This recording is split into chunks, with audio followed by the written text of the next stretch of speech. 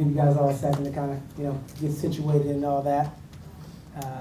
But really, the whole idea of this, guys, is I've been following Drift and David since, actually, I found out about you on the tech, but, David being from the Bronx, a Hispanic male growing up here and building something multiple, successful.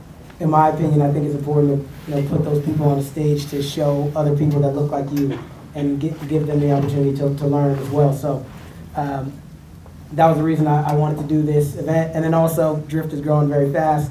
In our community to know about it. So if they are hiring, you guys can get in the door and win with that as well. So today, this is an event I want David to tell his story a bit. Where he's from. How he got to where he is today. Want to talk a lot about like some of the books and things that you recommend, because I know you're a big reader, and yep. I've read a bunch of the books that you've recommended on your podcast. And then I want to open up the floor.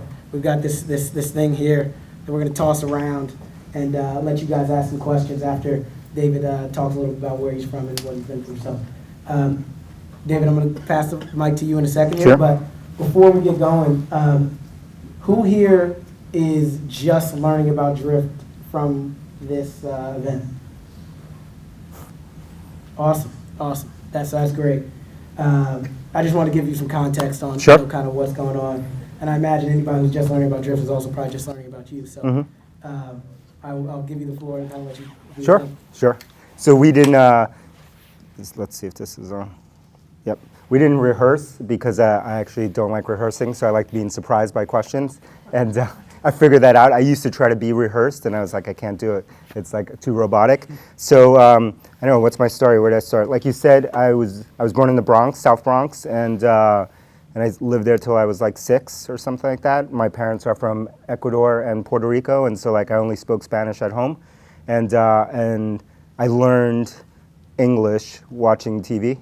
So like I taught myself English watching TV. I don't know if ESL existed. I never heard of ESL like growing up. It wasn't an option. So I basically taught myself English, and then we moved to Queens, and I lived most of my life in Queens, and then I lived in Manhattan for a while, so like Hell's Kitchen, Upper West Side, a bunch of places like that. I did my first startup in Soho, in New York, right? A long time ago, and it was kind of. So before we keep going, yeah. So from the South Bronx, grew up in Queens. Mm-hmm. What was like your childhood life like your family life, like your yeah, sure. socioeconomic, all that kind of stuff? Yeah, super poor, and both my parents immigrated here, and I don't know, I think it was like chaos. So that's like the easiest way to say it. So, New York's a different thing right now, and so like it's a whole different world. And when I grew up South Bronx, and even when I moved to Queens, was kind of a little chaotic. And so like I have lots of stories of just, it seemed normal to me, and then only looking back at it now that I was like, ooh, is that kind of crazy? Yeah. And so, yeah, I mainly was raised by my mom. Like my dad was sort of around, not really. And so like my mom was, she made dresses out of our home, and wedding gowns and all that kind of stuff, and super talented from an artist standpoint. And she worked like 7 days a week, and that became like, I always reference that because that became my normal, right? Like working for yourself and like working that hard, but always being happy because she was actually creating stuff. Like that was my reference and my context. And so like I absorbed a lot of that, and I look at that a lot now. And I grew up with one brother who's younger, and I had 4 stepsisters who I didn't really grow up with, but they were 10 plus years older than I was. Yeah. Okay, awesome. And then from there you went to college. So I'll let you keep going from there. Yeah, from college. Yeah, I went to college. I went to an all-boys school, and which was a great experience. It was mainly known. It was in Jamaica, Queens, and it was mainly known as a basketball school. And so I went to school with like Kenny Anderson and a bunch of basketball players. What school was it? Archbishop Malloy. Okay. Yeah. My father also went to an all-boys school in Queens. Oh, yeah. So I was just making sure it wasn't. Yeah. So Archbishop Malloy. So it was a big basketball school. So we had a lot of basketball players there, and what I didn't realize at the time is like, and now I look back and I'm like, oh, like all boys school, like that. Oh, that's prison actually. So like that's like, yeah, I didn't realize it then, and I was like, it was only like really recently that I was like, wait a second, that was prison. Because like, who's gonna send like their kid to like an all boys school? Yeah, it was crazy. But what was amazing was like, because there was all boys, there was like no social pressure. So like everyone got that comes when you're like a teenager and there's girls, and so like so there was no like weirdness. Like everyone hung out together, and it was like it didn't matter if you were like into whatever, like whatever you look like, whatever different background you were in. Everyone was like cool with each other, and so it was cool. And so I went there. I went to college. I went to Queens College, which is a CUNY school in New York, and then but I dropped out at probably like senior year or something like that. And I always say like dropped out is like is too glamorous a term. I just like stopped, stopped really like in a weird way, just like stopped. Yeah, I mean like yeah, I mean I was so bored by school. I will say that I skipped over like all of school for me. Like I was obsessed with reading when I was young, which is how I came back to the reading thing. But like I really hated school. Like I'm not good with like being told what to do. So like that's why I'm an entrepreneur. So when you dropped out, like what were you like? Was that when you started like the entrepreneurial stuff, or were you just like Yeah, definitely. kind of hanging around? Like, No. I was never hanging around. I was never hanging around. I was like obsessed with working all the time. But like I got through school. I only even got to college. Like I shouldn't even have gotten into college because I was good at taking tests, and like that was. But I would do no work. Like I would never do work in school. Like zero. This is not a good advertisement, but like I would not do. Nothing. I was that kid, so I'm sure you've gone to school with this kid. Like that, I would not do any work. I would show up at the last minute. I would take tests. Somehow I would do really well on tests, and that would only infuriate all my teachers and professors and make them madder at me, make them much more mad at me, and say that I was wasting my potential and blah blah blah blah blah blah. And then they would talk to me all the time, but I didn't care, right? Like turned out all right. so far, yeah. So and it was really like because. For me, I need to understand like why I'm learning something, and I felt like I was in this like system of like just do this and do that, and but no one ever answered why, and so I was like I'm not going to do it, and so somehow I get into college, which I shouldn't have gotten in because I did well on SATs again, which I didn't study for or do anything for, but like and then so I go to college, I become obsessed. I'm bored in school, and I study computer science and accounting, and. Accounting because my mom's only dream for me was for me to be an accountant and to like wear a suit and have a briefcase and like go to work. But I'm pretty sure she didn't know what an accountant was, but she just knew that that was a steady job, and so she wanted me to be an accountant, and I hated accounting. So I spent most of my time computer science. Back then, this was a long time ago, there was no internet in the computer labs, right? Like that did not exist, and so but the internet existed. Early internet existed in our library.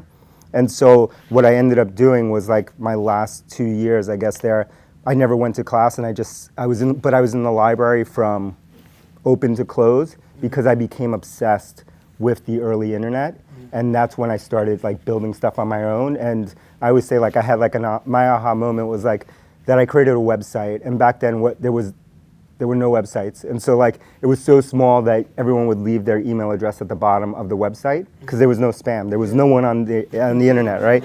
And but somehow this guy from Russia visited this thing that I built and then sent me an email, and he said, "Wow, that was really cool." Right? That's all he said, and I was like, "That was amazing," right? Like it blew my mind. For a whole bunch of reasons, like a kid from Queens, but like it blew my mind because like it was the first time that I experienced the feedback loop. Like I created something, and then like someone responded to it. Yeah.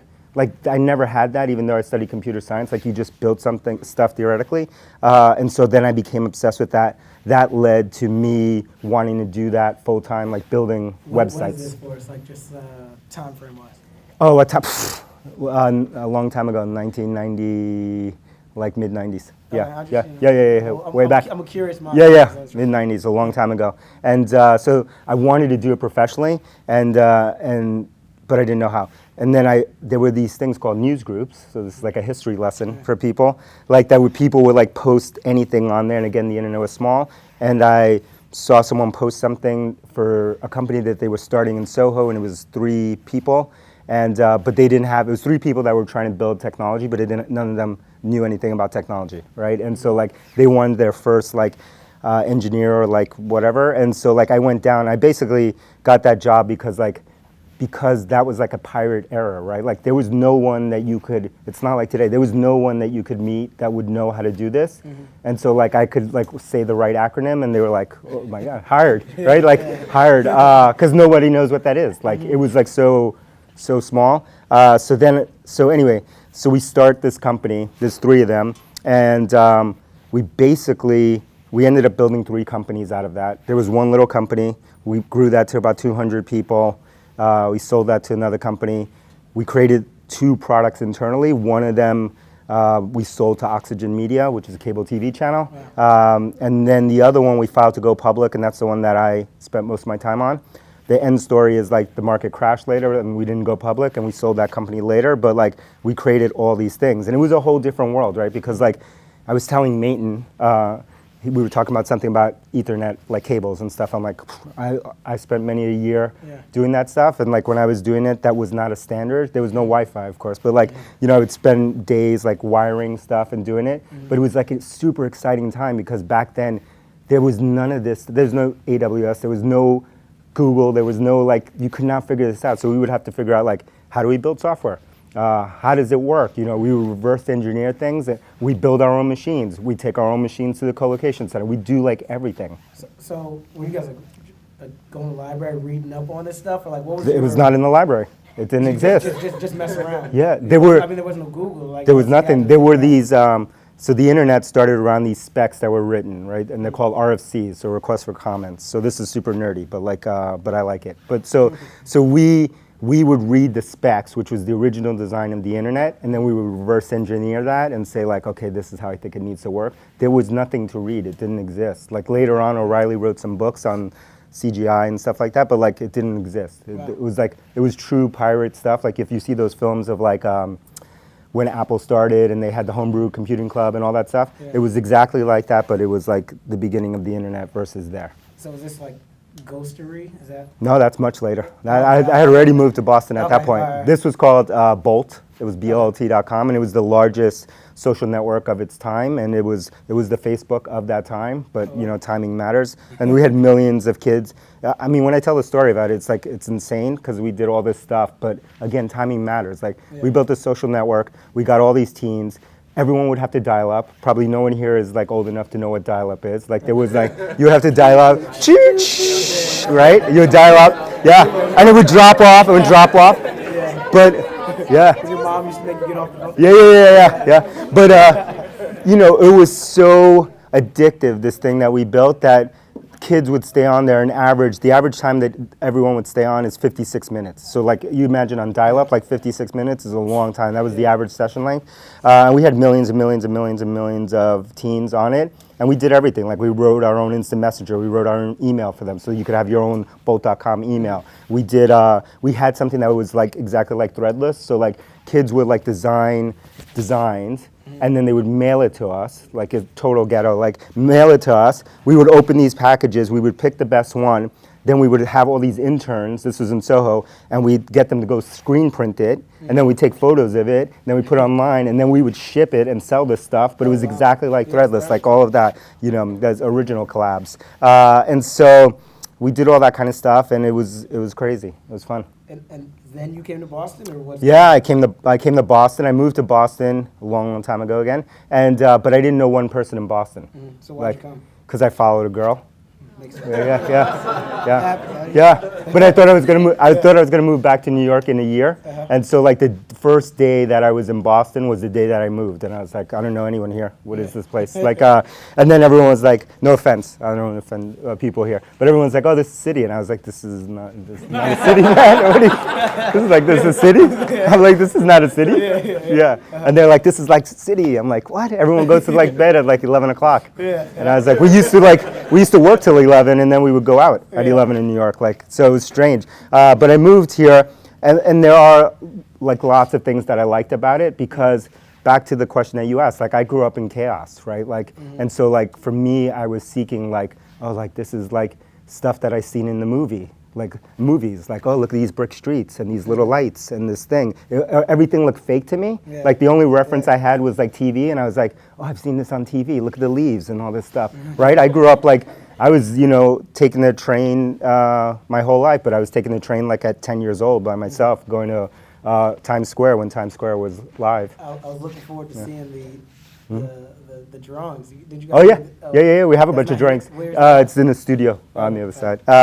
So anyway, yeah. So it was crazy, and I moved here, and I liked the kind of like I don't know how to describe it, like all American kind of like feeling, whatever.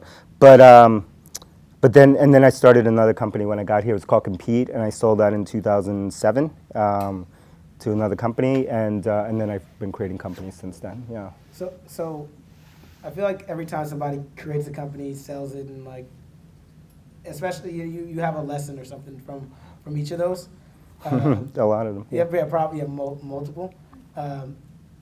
From the first one, like starting there, like Bolt or Yeah. one of those first three. Mhm. I didn't even know that I didn't know all this information. Yeah. It goes deep. What are like some lessons that you learned there doing that, and then Compete, and then Yeah. then we'll keep going into like some of the other. Yeah, ones. I think, for me, like my thing is like that I'm addicted to learning, and so like I just want to like learn the next thing. And the thing I learned in the first set of companies, those three companies, was like, I mean, we were all like, whatever, early 20s. Like we had this guy, one of the three founders, was the CEO, and he was, I think he was like 29 or like 30 or something like that, and he seemed like he was like 300 years old, right? Like he was like beyond, way older than anyone else.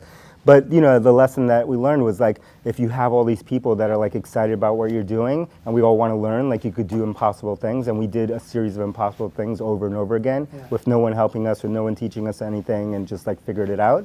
And in New York, it was tough to hire back then, because there was you couldn't say like, oh, this company could go public. Like, Yahoo had not yet gone public. Like, none of these companies went public yet. And so like, I would spend all my time in basically like a tenement that was in Soho, on Broadway in Spring, trying to convince people who worked at like Goldman Sachs, like an engineer, to like come work for me. And we don't have air conditioning. We have like no air conditioning, and it's hot, and it's a mess, and there's cables and stuff everywhere. And back then, I mean, those people would like have this amazing job, and they would be driven to work in a black car. Like that's that era. Like they would get rides to work, and I'm like, can you come work in this crappy loft with me? And we have no air conditioning, and nothing works. I pitched everything, man. I pitched everything. Then some of it worked. And then I moved to Boston. The amazing thing, like moving to Boston, was like that there were so many engineers here. And so from me, because I was an engineer, it was very easy to recruit here. And so I felt like an unfair advantage. But like, I felt I had that thing of like, I had the chip on my shoulder, and I had like, we could like figure it all out, which helped when I moved to Boston, because I didn't know one person here. Like I'm starting a company, I don't know anybody here. Yeah, and so I knew no one, but we just like figured it out. And I kind of like, I don't know, I think I'm like the Forrest Gump of this. Like I've stumbled into a bunch of things over and over again, the right circles. And so I met one of my first early mentors, who ended up being one of the investors in that first company.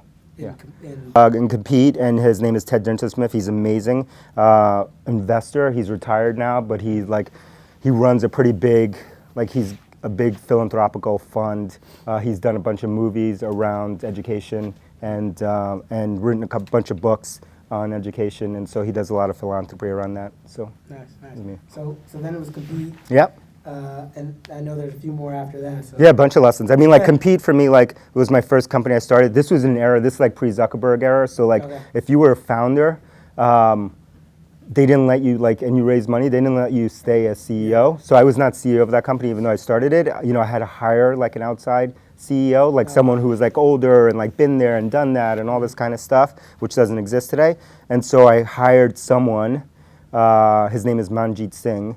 And he lived in LA, and he would commute here every week from LA, and which is a bad idea. But anyway, I hired another CEO after that. Actually, Manjit now runs Sony Entertainment, like all of it. So he's done some good stuff. But smart guy. But then we hired another CEO, and then we brought it on. I think my biggest lesson from Compete was like that I didn't care about that. one, I didn't know how to. No one had a template for this. So like, how do you hire? What are the priorities? Like, I was reading books from like Fortune 100, Jack Welch or whatever, like that had nothing to do with like this, right? And trying to apply those lessons. And so all we cared about was like, let's hire the smartest, the highest pedigreed kind of people. And I did in my first company. Compete. We hired some really, really, really smart people. Still friends with them, but we never paid attention to like, are these people that we want to be around, right? Like, and we hired a lot of ex-Bain, BCG, McKinsey, like consultants, and a bunch of enterprise salespeople, and that was like, I don't know, created an environment that I didn't like, and we sold the company in '07. So that's what culture being. Yes, that was the beginning of it, because no one had ever talked about that, and I was like, I'm just gonna hire a smarter person. So I got good at hiring those kind of people, even though I dropped out of Queens College, right? Like, still hired them all. But I had my first, when I went to raise money for that first one, I met an investor, like, who, anyway, that he's not around anymore. But he was just like, I don't know anyone in Boston, and he's just like, why did you go to MIT? I was like, no, and I was like, and he's like, so why should I give you money? And I was like, oh, why should I like let you do X, Y, Z? And I was like, so that was like my entry. To moving here, and I just had to figure out, like, we're gonna just figure it out, right? We're just gonna keep going. Nice. Cool. So then I think it was like performable. No, there was a whole bunch between there. Yeah. So I started a company called. I left Compete. I didn't. I hung out for a little bit, and then. I promise I'll let you guys. Yeah. And then I want to let you guys get. Yeah, there's too many companies. Yeah. Then I started a company called Lookery. We sold that to Ad Knowledge. That was short. Then I started a company called Ghostery, and I sold that too, and Mozilla owns that now, and then the browser. And then I started Performable, and then we sold that to a company called HubSpot, when HubSpot was like 200-person company, so around our size, a little smaller. And then I did something that I had never done before, which is like, every time I sold my company, I was like, I'm out of here. Yeah. Like, I'm not going on the other side. Yeah. All my teams would go, but I was like the first one out of there. Again, my commitment phobia. And so like I would leave. This time I went on the other side when I sold that company. And it was because we felt like, one, we didn't really want to sell the company, but we felt like they had certain things, which was like great on sales and marketing. They had no product. We were really strong on product, and we felt like if we put the two companies together, we could build an enduring company, which sounded like nonsense then. But like, we thought that, and I knew the board of that company forever, all the individuals, and they were the ones that were really pushing me to like do it. And then I went in, and I had to like reset everything, and then I felt like, oh, I broke it now, so I got to stay, and I got to fix this. Yeah, and so I stayed for 4 years. Well, I'll say one thing, just on that. I learned about HubSpot probably in 2011 via all their marketing and things like that. Yeah, that's when I went. Yeah. And you guys have pretty much done something very similar before this. Yeah, create a movement, yeah. So I'd imagine that's a big part of what you learned there. Yeah, I mean, I think, when I was there, I learned, okay, like, all my companies that had pretty much, like, Compete was like 200 people when we sold it or something like that, but I had stopped at like 200, and so I got to HubSpot when we were like 200, and so like I saw 200 to like 1,300, and I saw us go from like whatever in revenue to like going public. So I saw a part, again, this is the Forrest Gump part, I saw a part that I was like, oh, we could do this, like, right? Like all of this, like most of my professional career has been like figuring out how to get into or start something, and then once I'm there, I'm like, oh, they don't know anything that I don't know. Because like my whole life is like imposter syndrome, and so like I thought like, oh, they must know something. They must be like, they're so smart, they have some like secret thing, and then I'd be like, I could figure that out. I could figure that out. And so I learned a bunch at HubSpot, and I really learned about that scale. Nice. Awesome, all right, so now Drift. Yeah, started another company. So I leave HubSpot when we were filed to go public, and I left on the day that we went, or 2 weeks before we went public. Again, there's like a commitment theme in all of this.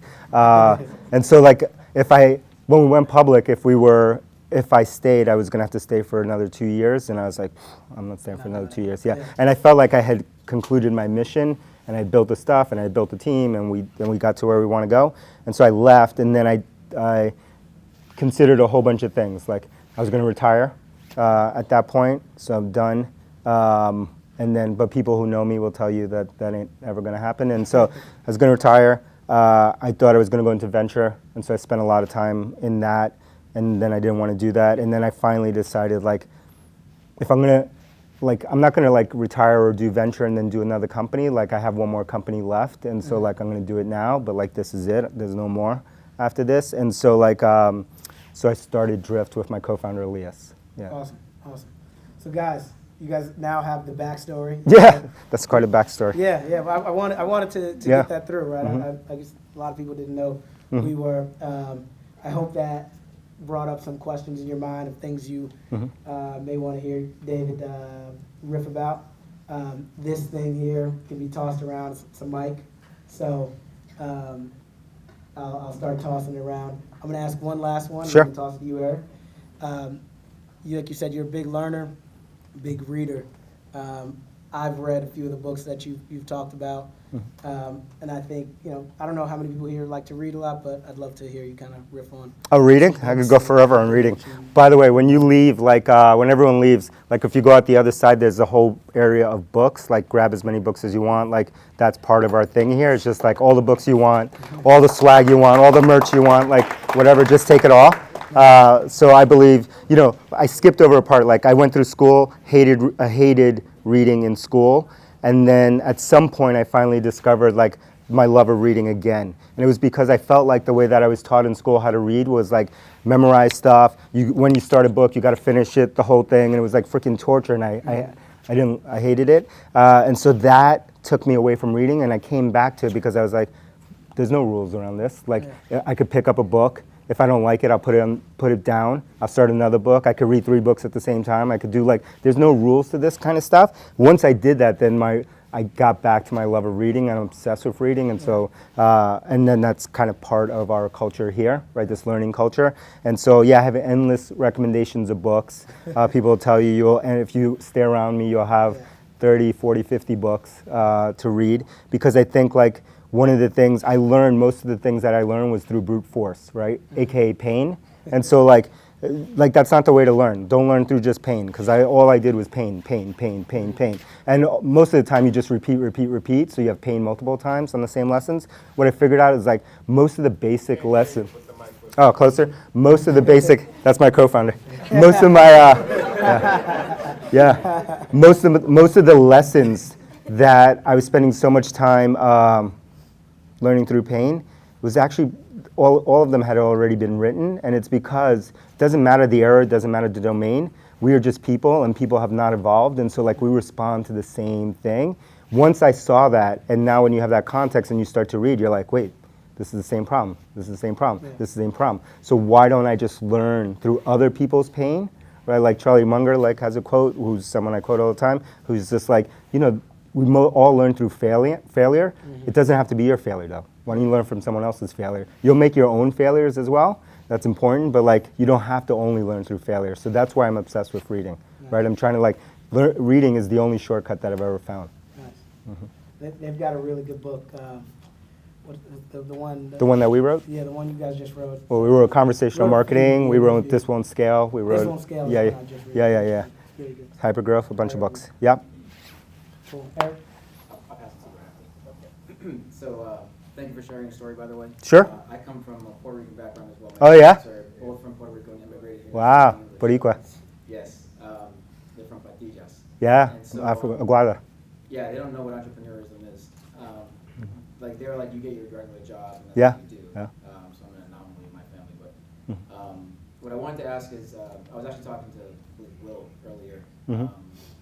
We talked about how failure is a part of the process. Sure. You have to fail to succeed. Every NBA team who's ever made it to the finals lost first and then won after that, right? Absolutely.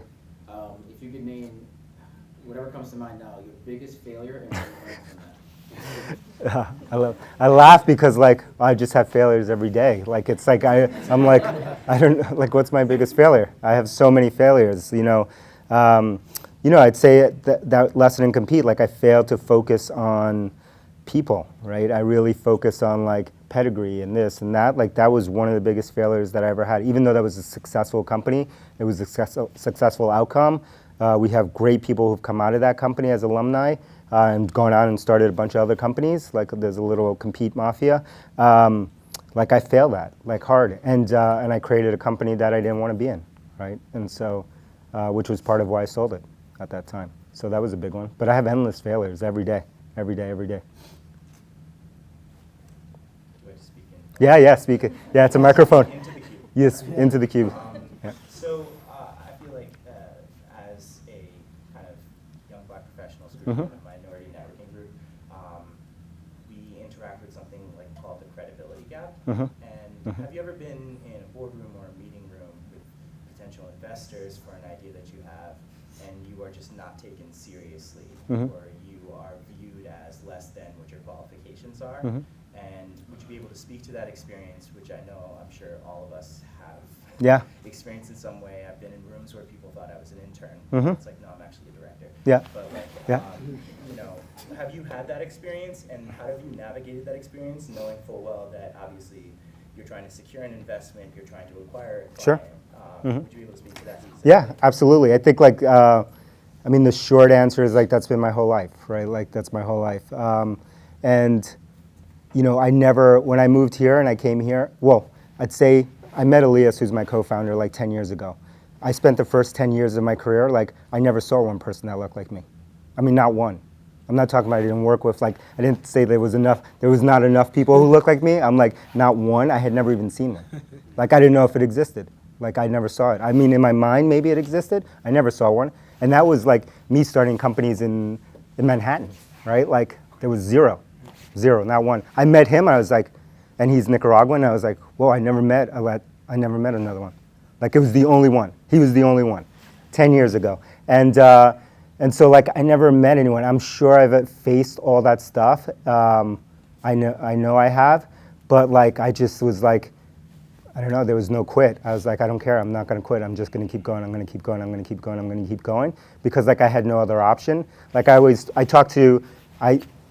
spent a lot of time at Harvard Business School, right? Which is funny because I don't think I could have been a janitor at Harvard Business School, but I'm at Harvard Business School EIR.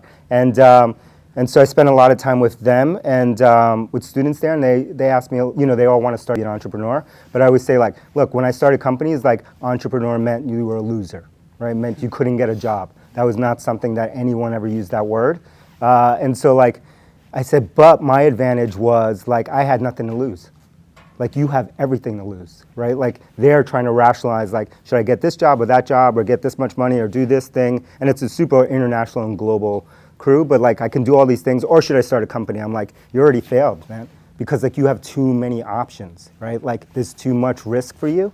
Like I had nothing, there was no risk. Like what was I gonna do? Like move in Queens? Like I lived in Queens. Like what was I gonna do? Like, so what? Like what? What was the downside? I had no downside.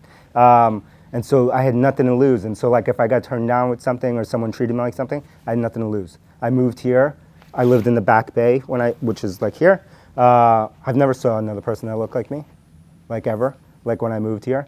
I mean, I live up north now in north of, and I'm like, I go to the supermarket, I've never seen a person that looks like me in the supermarket. Not one time, never, for years. I've lived up there 13 years, I've never seen one. So like, I'm sure I face it, but like, at some point, I was just like, I'm just gonna go through it, yeah. Just throw it to somebody. Anybody? You could just throw it. Yeah, it's a, yeah. Secondly, for being authentic. Yeah. I follow you on every channel. I don't recommend it. Oh, thanks. Sorry. CEOs that are not approachable. Thank you. So, thank you. Mhm. I guess my question is, you realize, if I recall correctly, for my stalking, that you guys have started multiple companies together. Mhm. What is the secret of your successful partnership? Yeah. If you're building one, what are the 2 or 3 things you should focus on and hone in on and obsess over to make sure that regardless of company success or failure, that the partnership survives? Yeah, that's a good question. I think between us, we are 100% opposite. Like we could not be more opposite. So he's super extroverted, I'm super introverted. You know, we're very different in a bunch of ways, but we have a core set of values that we've discovered over time that are exactly the same, right? Like the purpose and the reason that we want to do things is exactly the same. So I'd say that's number one, like having that core part, even though if on the surface you look totally different. and have different personalities. So that's number one. So, and we've worked together to develop this trust, like that we are always have good intent, right? And so like I am not the easiest person to work with, and Elias can tell you that. And so like, because like I just want to get better. I'm obsessed with better. I'm obsessed with, you know, progression.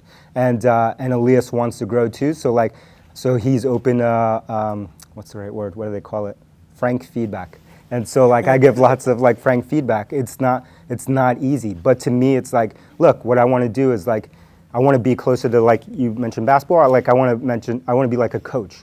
Like it's not going to feel good. Like getting better does not feel good.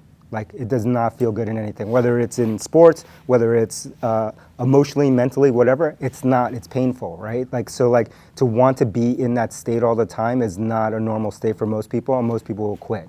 And the thing that I noticed, and the thing that I would look around was like that most people don't want that, no matter how much they say they want that. They will stop at some point, which is fine. If you look at most people in your life, and you can see almost the exact age that they stopped. That one stopped in college. That one stopped, you know, at this age. This one stopped when they were 16. Like this one stopped whatever. Like they are exactly that same person. And to me, like I never ever wanted that. Like I want to just keep getting better. Elias shared that value, and so that was important. Thank you. You're welcome. Ladies, y'all kind of quiet. Somebody. Well, as a pastor. Yeah, there we go. Yeah. So one thing you guys talked about on your podcast, Seeking Wisdom, is how to get a promotion, right? I always thought that was a really interesting podcast, and I think that most people, if not everybody in here, has a job and probably would love to get a promotion. I'd love if you could, you know, rip off on that. Yeah, so we did this episode on promotions with Dave Gerhardt, and caveat, I've started most of my businesses, but I have worked in lots of other places, including warehouses and lots of stuff. I didn't understand it at the time, but like I would typically like end up like being the manager, even though I was like 16 or whatever, 18 or whatever, in these kind of places. I didn't understand what was happening at the time, why they always would ask me. The thing, I was obsessed, I loved working, and I was always wanted to do more than was asked of me, right? Like I didn't want to do the minimum. I didn't want to like check in because I wanted to learn. And so I would always do like 5% more than anyone ever asked me, like outside of my job scope. And so that was always, and I was coachable, I think at that time. And so like people would take an interest on me. And so I've had a lot of mentors over time, but I didn't ask them, like, hey, Henry, you want to be my mentor? Like most of the time, when you're being mentored, like it's only in hindsight that you understand that, oh, this person was acting like a mentor to me, right? Like it's not like a job application to get a mentor. And so like I would do a little bit more. And so like Dave Gerhardt, who's VP of marketing here, like he was exactly the same thing. He was a learning machine. He always wanted to get better.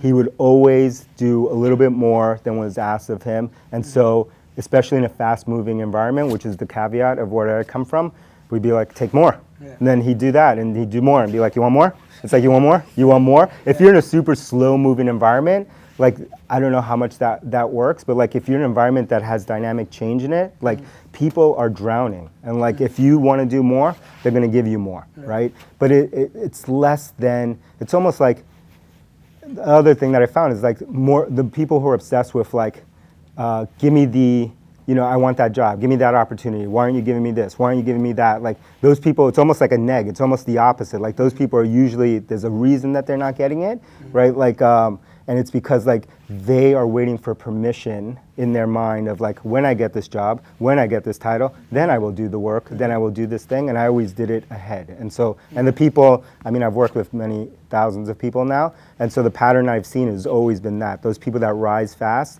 they're not asking permission. They're going out and actually taking initiative. Yeah. Yep. And I remember on there you talked about like, I think it was 120% rule or 100%. Yeah, we did. Yeah, something yeah. like that. So do 120%. Yeah. Yeah. So I just know a lot of people I talk to like they have sometimes, not everybody, but that's not my job kind of mentality. And I think that's something important to like just. I could tell you, but I think it comes better for everybody. just tell me what to say. I'll just say some stuff. So. Hello. I'm Jessica, and it's a two-part question. Okay. The first part was, Mike? you want me to? No, the mic. Into the box. The box, into the box. Oh, okay. Yeah. It's a. God, it's a tech company. Oh yeah, there you go. Everybody, again, I'm Jessica. Two-part question. Sure. The first part is, what advice would you give to new business owners who are starting off? And then, how many no's did you get in the investing or loan process? Yeah. When you finally got a yes, and Yeah. what kept you being resilient? Sure, it's a good question.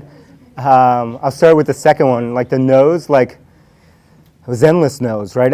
Especially because it's funny because like now I've been here for a while in Boston, and so everyone who talks to me is like, oh, but it's easy for you. You're an insider. I was like, what? Like I didn't know anyone here. Like I didn't know one person here. Like like it's ironic. I've never been called an insider before. Like I'm like only an outsider. Like so like that I'm an insider. But like yeah, I had countless no's over and over. I still get a lot of no's, but like I wouldn't give up. Like I had no plan B, right? And so that's the thing that I mentioned about the kids in HBS. Like they have plan Z, right? I had no plan B. Like I'm not going to stop, and so I wouldn't give up. But I got endless no's in that process, and we still get no's all the time.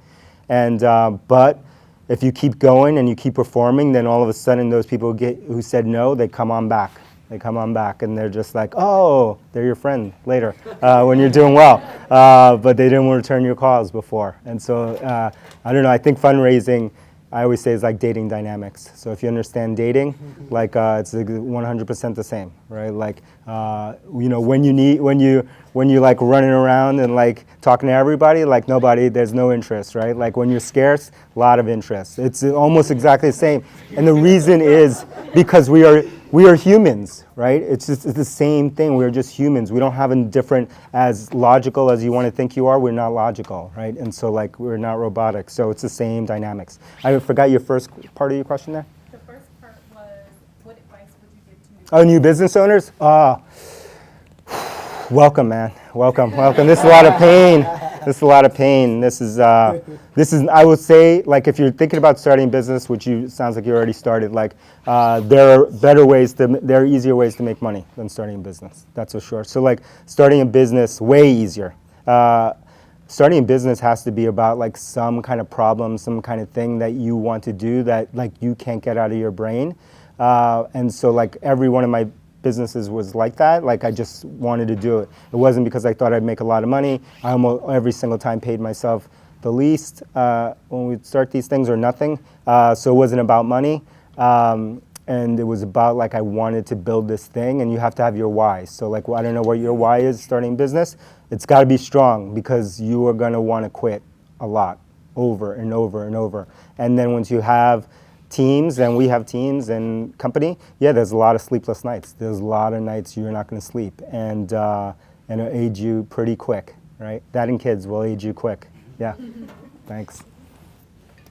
Oh, hi David. Hi. My name is Barika, and I'm a librarian at Tufts University. Oh, nice to meet you. And you mentioned reading, but I want to kind of circle back to that. Sure. I just finished reading a book,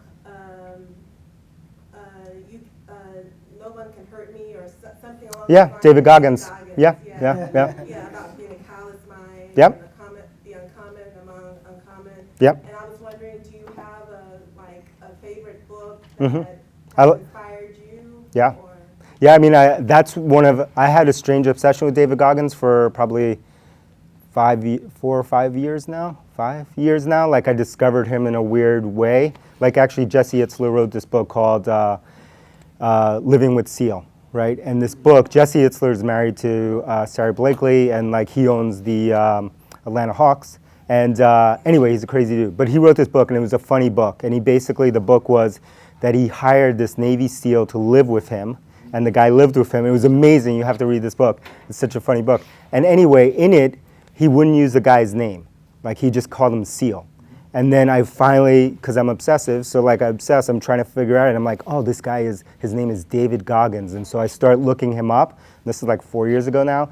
And then I finally read that book. So I know that story really well. I'd say like when I read that book and I read a number of other books, I'm like, there's a part of that book that I'm like, this is pretty like scarily similar, right? Obviously I'm no Navy SEAL or anything like that, but his past, what he went through, and like not giving up and finding whatever it is, I'm like, it's a very similar thing, right? Like that burning desire inside to prove yourself.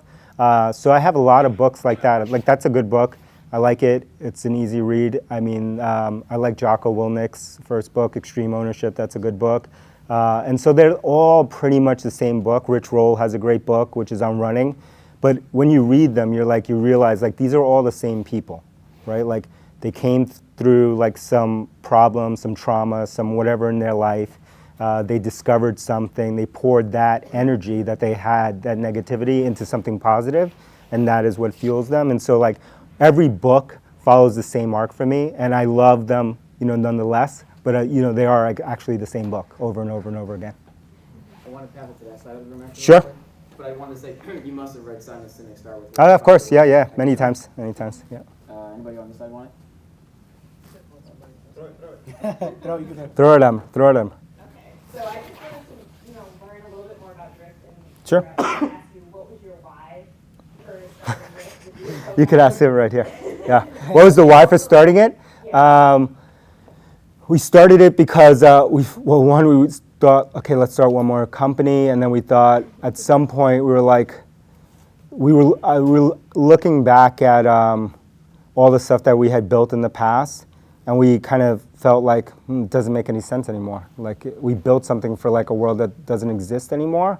Like even though we had just finished building it, like it didn't, because it was basically all that stuff was really around like the company like controls the whole process, and we think like now all the power has moved to us, and so we were like, I think we could build a new type of company to rethink all of that stuff. And so like that was really part of it. I mean, there's more whys, like why start another company? I don't know. I want to start another company because like I think if we can make it successful, which is a big if, like if we can do that, then I want to, there's a bunch of philanthropical things that I do and that I want to do more of. And like I have two areas that I focus on, which are, one is like getting, people like us in STEM and at grade school. And then the other one is has to do with single moms. And so that's why.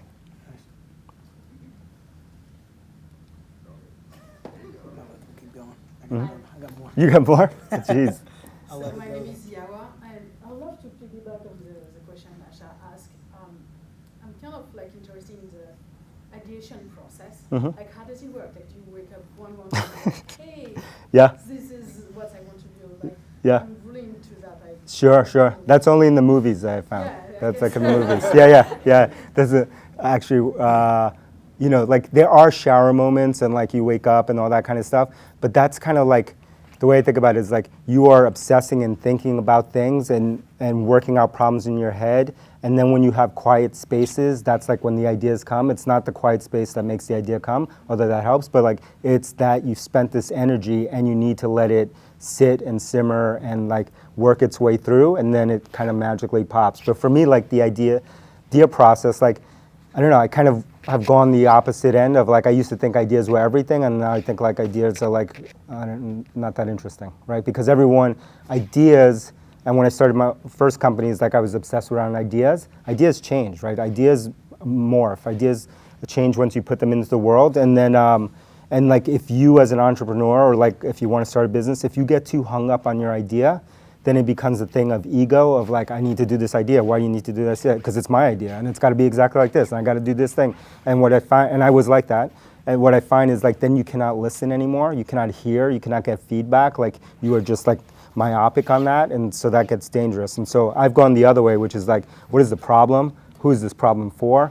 Like, and I'm just going to spend time with them. The ideas will come in working with those kind of people. Maybe that person is you, because you're building for yourself, but like that's where the ideas really come from, or really understanding a problem intimately. They don't come from just like, I've never started a company of just like, let's just whiteboard and create ideas and let's have an idea like session and with Post-it notes and stuff like that. Like that doesn't exist. I've met many tens of thousands of entrepreneurs at this point, easy. There's no companies ever, that's never happened before. It happens in the movies, but like that's never happened before. Yeah.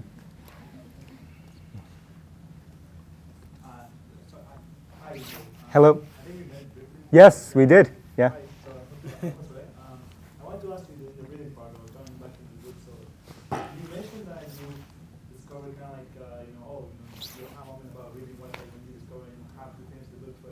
really bad readers though. I actually never, like I started your book, like Hypergrowth. Yeah. I read only the first part, and then I just stopped. That book is about like 80 pages. Right, exactly. No shame. No shame. Yeah. No shame, no shame, no shame. No judgment. This is a judgment-free zone. I found it very interesting, right? But like, how do you kind of like, get that excitement? Like, I really want to read it again, right? But like, I want to read more part of it. Like, but sometimes like, oh, there's no time, there's no, I don't know, what. Yeah, what tricks to reading? Yeah, one trick for me of reading is like if you stumble upon that, just put the book down. See if you want to come back to it. Then read a little bit more, and then put it down, and come back months later and like read it like that. So like doing it in little. Read a lot of books because like what you get out of a book is going to change based on your context, and your context is always changing. And so like you could read the same book, and I do with some books every couple of years, and every time you read it, you're like, oh, there's a whole different thing. Like I didn't get that thing. You only get like little bits out of it. And so put it down and don't do that. But also I would say like you got to figure out what works for you. Like reading might not be your thing. Maybe you want to listen to audiobooks. Maybe you want to watch videos. Maybe you want to, like everyone's a different type of learner. And so you might want to do that. And so like don't be guilted into reading if reading's not your thing, but like maybe you want to watch videos. I spend a lot of time watching super old videos that are now on YouTube because most of those people that I'm listening to are dead, and so I listen to some of those lessons. Yeah, that might be your thing. I actually listen to your podcast too. Oh, okay. See, so listen to podcasts. That's okay. Yeah, yeah. Did you leave 6 stars? Yeah. Oh, okay. Cool. Thank you. Yep. Sorry, so we're coming close to the end, so we'll go and then we'll go one more there and then we'll, okay. Hi, David. Hello. Thank you so much for sharing so far. Thanks. I kind of walk in your shoes. I'm a CUNY Hunter Mm-hmm. alum. living in Oh, you are? Bronx. Yeah. Where? Even though you kind of poo-pooed on CUNY earlier. I didn't poo-poo. I didn't graduate. Yeah. Where do you go to CUNY? Hunter? Oh man, she's smart. Yeah, I wouldn't have got into Hunter. Yeah.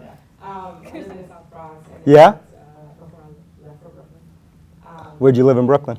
Bushwick. Oh yeah, Bushwick. I spent a lot of time in Bushwick. Yeah. Bushwick projects. Yeah.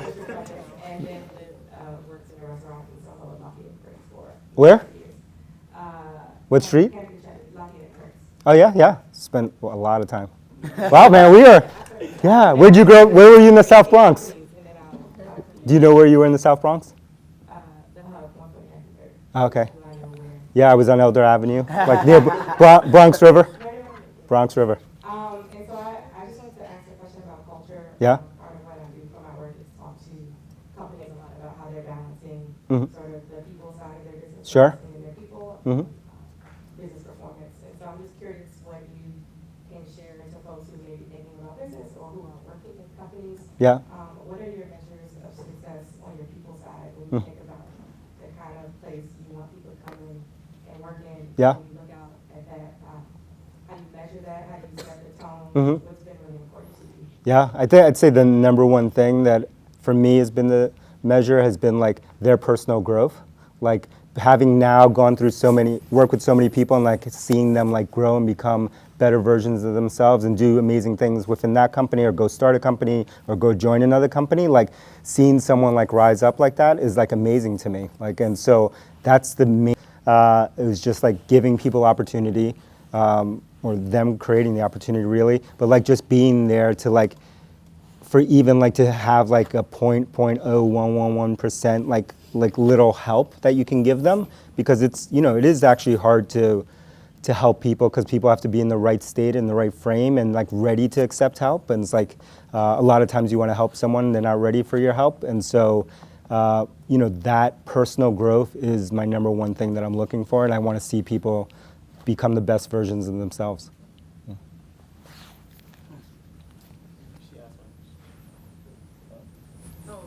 What a gentleman. Look at this guy. Nice. Yeah. Hi. Hello. Yeah. So I am also a kid from Queens. Really? Where? Queens College. Get it? Corona? Yeah. Lemon Ice King? Right by the lemon. Oh, okay. Just 2 blocks away. Spend a lot of time there. Yeah. Yeah. What did he say? Older? Yeah. And you went to Queens College? I went to Queens College. What did you study? Yeah, nice. Yeah. Yeah, but I'm working in tech now. I'm in quality assurance, so completely different route, but Who was the head of Queens College when you went there? It's probably recent. no idea. I didn't really care. Yeah, So it was like, I'm here to get a degree, that's it. And, because he wrote me a letter recently. oh, Yeah, yeah, because he heard me in an interview say that I didn't like my time at Queens College. Yeah. So anyway, but I'm going to go down. Yeah. okay. So I guess my question is around what you said about doing 5% more or doing Just a little bit more. 100%. Sure. So I think, and this could be the experience of other people in the room, but just like, at least in my experience has been that the more I'm willing to give, the more people are willing to take. Sure. And sometimes that is like never ending. Yep. So sometimes it feels like my time is not valued and my work is not valued because it's just like, sometimes I feel like a minion. Yeah, yeah. It's like you're just here to produce. So